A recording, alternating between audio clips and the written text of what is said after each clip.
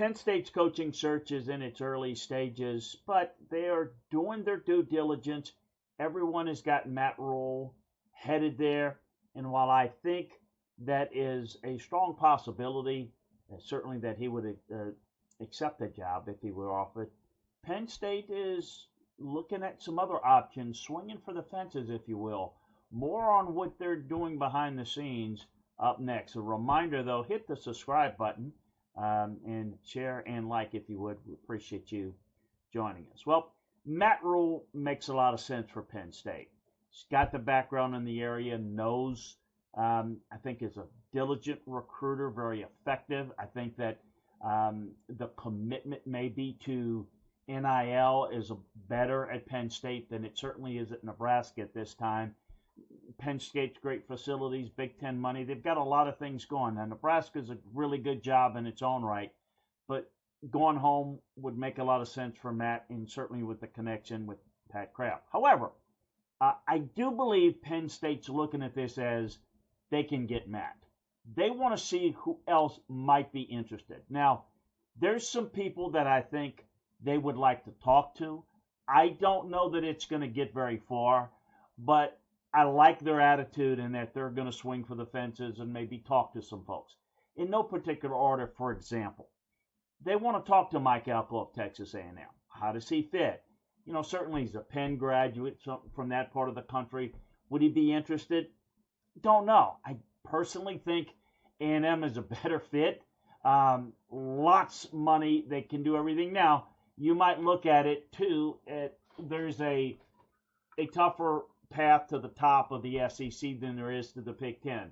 There's no reason why Penn State can't be the third best program in the Big Ten year in and year out. Maybe even second. Ohio State, Michigan, Penn State, you throw in Oregon. That's the best. I think USC, we forget that. The right person, the right situation, those five can be elite. In the SEC, I think it's a tougher challenge. It's a tougher nut to crack. Would Mike consider it?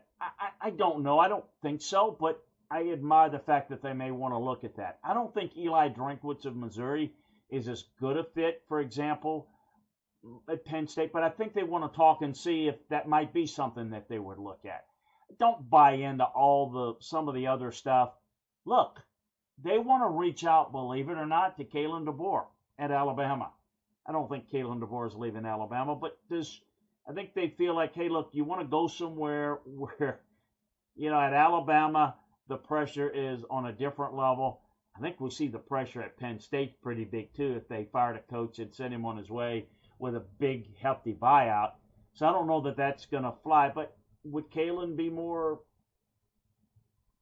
comfortable at a place like Penn State? I don't know.